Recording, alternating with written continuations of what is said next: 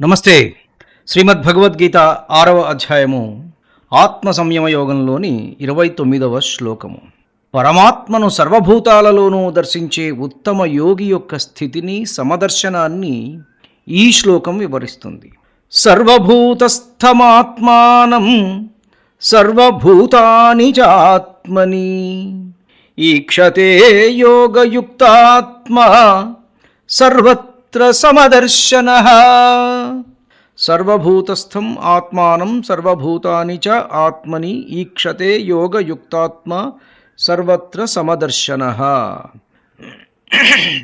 యోగయుక్తాత్మ యోగమునందు నిలచిన చిత్తము కలవాడును, సర్వత్ర సమదర్శనః అంతటా సమదృష్టి కలిగిన వాడును అయిన యోగి ఆత్మానం తన ఆత్మను, సర్వభూతస్థం సమస్త ప్రాణులయందు ఉన్నవానిగను, సర్వభూతాని చ సమస్త ప్రాణులను ఆత్మని తనయందు ఉన్నవిగాను ఈక్షతే చూచుచున్నాడు. యోగయుక్తుడైన వాడు అంతటా సమదృష్టి కలిగిన వాడై తన ఆత్మను సర్వభూతములలోనూ ఉన్నట్లుగాను, అలాగే సమస్త భూతములను తన ఆత్మయందే ఉన్నట్టుగాను దర్శిస్తాడు. ఈ శ్లోకం అద్వైత భావనకు, సర్వాత్మ భావానికి అత్యున్నత నిదర్శనం. నిజమైన యోగి బాహ్యమైన రూప నామ భేదాలను దాటి అంతటా ఒకటే చైతన్యాన్ని చూస్తాడు. సర్వభూతస్థం ఆత్మానం అనడంలో అర్థమేమిటంటే, ప్రతి జీవిలోనూ ఉన్నది తనలో ఉన్న ఆత్మ చైతన్యమే అని గ్రహించటం. సర్వభూతాని చాత్మని, ఇక్కడ ఈ పదం కూడా వాడారు. అంటే సమస్త సృష్టి, సర్వప్రాణులు ఆ పరమాత్మ అనే అధిష్టానంలోనే కల్పించబడి ఉన్నాయని, ఆయన కంటే వేరుగా ఏదీ లేదు అని తెలుసుకోవటం. ఈ స్థితిని పొందిన యోగికి ఎవరిపైన ద్వేషం కానీ, ప్రత్యేకమైన మోహం కానీ, అభిమానం కానీ ఏమీ ఉండదు. అందరినీ తనలాగే భావించే సమదర్శన స్థితి లభిస్తుంది. అన్ని ప్రాణులు కూడా, దోమను చూసినా అదే అనిపిస్తుంది ఆయనకు, ఏనుగును చూసినా అదే అనిపిస్తుంది, తనతోటి మనిషిని చూసినా తనే అనిపిస్తాడు, ఎక్కడ చూసినా తానే ఉన్నాడు. ఈ శ్లోకాన్ని ఆధునిక జీవశాస్త్ర విశేషమైనటువంటి ఎపిజెనెటిక్స్ మరియు క్వాంటం బయాలజీ కోణంలో కూడా విశ్లేషించడానికి ప్రయత్నం చేద్దాం. ప్రాచీన ఋషుల యొక్క అంతర్దృష్టి మనల్ని ఒక విస్మయానికి గురి చేస్తుంది. ఎపిజెనెటిక్స్ అనేది డిఎన్ఏ క్రమం మారకుండానే బాహ్య వాతావరణము, ఆలోచనలు మరియు జీవన శైలి వల్ల జన్యువుల పనితీరు అంటే జీన్ ఎక్స్ప్రెషన్ ఎలా మారుతుందో వివరించే శాస్త్రం. ఈ విజ్ఞానాన్ని గీతా శ్లోకంతో ముడిపెట్టి చూస్తే 3 ముఖ్యమైన లోతైన అంశాలు కనపడతాయి. మనం సర్వభూతస్థమాత్మానం అంటే జీవకణాల స్థాయిలో ఒకటే చైతన్యం, సెల్యులార్ వన్నెస్. భౌతికంగా చూస్తే ఒక సింహం, ఒక చెట్టు, ఒక మనిషి వేరువేరుగా కనిపిస్తారు. కానీ ఎపిజెనెటిక్స్ మరియు మాలిక్యులార్ బయాలజీ ప్రకారం భూమిపై ఉన్న సమస్త జీవుల ప్రాథమిక జన్యు సంకేతం అంటే డిఎన్ఏ కోడ్ మరియు కణాల నిర్మాణం ఒకటే రకమైన మూలకాలతోటి, ఎడినైన్, థైమైన్, సిస్టోసైన్, గ్వానైన్, వీటితోటి తయారైంది. అన్ని జీవులలోనూ ఒకే ఆత్మ ఉంది అని కృష్ణుడు చెప్పిన సత్యాన్ని ఆధునిక శాస్త్రం అన్ని జీవులలోనూ ప్రవహించే జీవకణ చైతన్యం, ప్రాథమిక డిఎన్ఏ సూత్రం ఒకటే అని నిరూపిస్తున్నది. రూపాలు వేరైనా లోపల ఉన్న సాఫ్ట్వేర్ మూలం ఒక్కటే. సర్వభూతాని చాత్మని. పర్యావరణానికి, జన్యువులకు పరస్పర సంబంధం, ఇంటర్ కనెక్టెడ్నెస్. ఎపిజెనెటిక్స్ మనకు నేర్పే అతిపెద్ద పాఠం ఏమిటంటే, ఏ జీవి కూడా విడిగా బతకలేదు, ఐసోలేటెడ్గా బతకలేదు. మన చుట్టూ ఉన్న వాతావరణం, మనం పీల్చే గాలి, తినే తిండి, మన సమాజం, ఇవన్నీ నిరంతరం మన శరీరంలోని జన్యువులను ఆన్ లేదా ఆఫ్ చేస్తూ ఉంటాయి. బ్రూస్ లిప్టన్ అనేటువంటి ఒక ప్రసిద్ధ బయాలజిస్ట్ తన బయాలజీ ఆఫ్ బిలీఫ్ అనే పుస్తకంలో వివరించిన విధంగా, కణాన్ని నియంత్రించేది కేవలం లోపల ఉండే డిఎన్ఏ మాత్రమే కాదు, కణం చుట్టూ ఉండేటువంటి ఎన్వైరాన్మెంట్ ద స్టూపిడ్ అంటాడు ఆయన. సమస్త భూతములు నాలోనే ఉన్నాయి అనడం అంటే బాహ్య ప్రపంచము మరియు అంతర ప్రపంచము వేరు కాదు. సమస్త సృష్టి మన చుట్టూ ఉన్న పర్యావరణ వ్యవస్థతో అనుసంధానమై ఉన్నది. వాతావరణంలో వచ్చే మార్పు మన కణాల స్థాయిని ప్రభావితం చేస్తుంది. మన ఆలోచన విధానం బాహ్య వాతావరణాన్ని ప్రభావితం చేస్తుంది. యోగయుక్తాత్మ సర్వత్ర సమదర్శన. ఒక సాధారణ మనిషి బాహ్య భేదాలను చూస్తాడు, కానీ యోగంలో స్థిరపడినటువంటి వాడు, యోగయుక్తాత్మ అనేటువంటి వాడు అంతటా సమదృష్టిని కలిగి ఉంటాడు.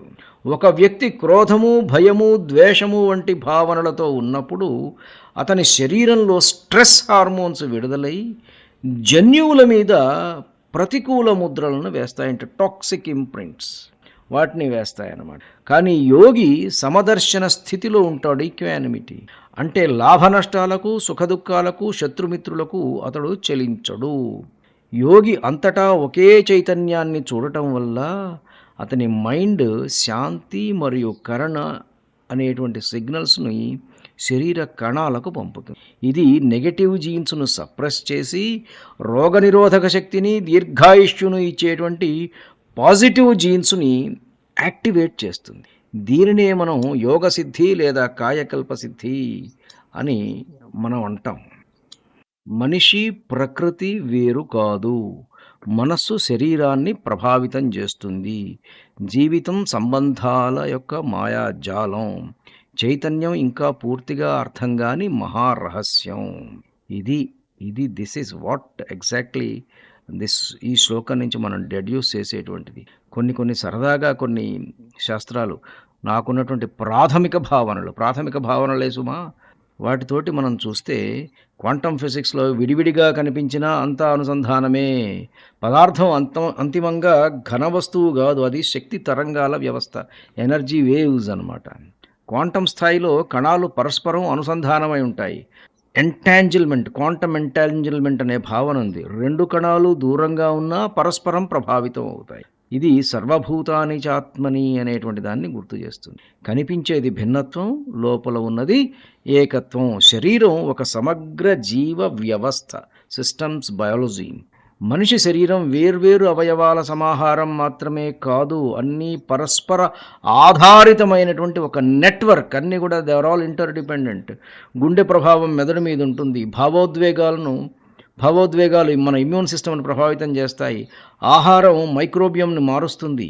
మైక్రోబియం మన భావాల మీద ప్రభావం చూపిస్తుంది. అంటే నేను అనేది ఒక స్థిరమైన వేరే ఎంటైటీ కాదు, అది కొన్ని రిలేషన్స్ యొక్క ఫ్లో అన్నమాట, సంబంధాల ప్రవాహం.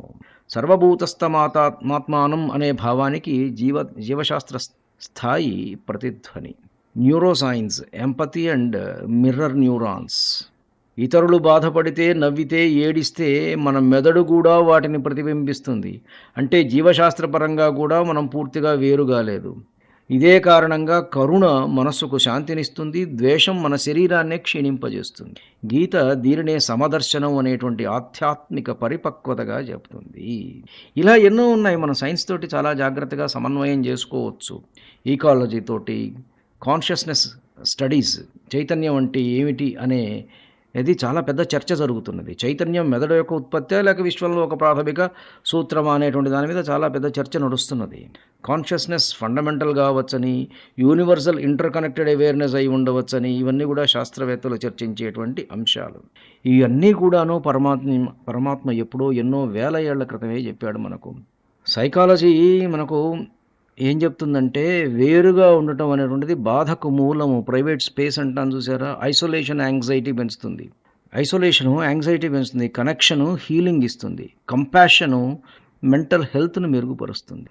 ధ్యానం చేసే వ్యక్తుల్లో స్ట్రెస్ తగ్గుతుంది, ఎంపతి పెరుగుతుంది, బ్రెయిన్ ప్లాస్టిసిటీ మారుతుంది. ఇలా చాలా ఉన్నాయి, చాలా విషయాలు. ఇంకా ఆధునిక శాస్త్రంలో, విజ్ఞాన శాస్త్రంతో ముడిపడ్డ అంశాలు చాలా భగవద్గీతలో ఉన్నాయి.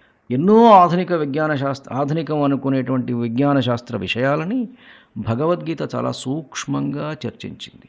ధన్యుణ్ణి. నమస్కారం. మీ ఊటుకూరు జానకి రామారావు.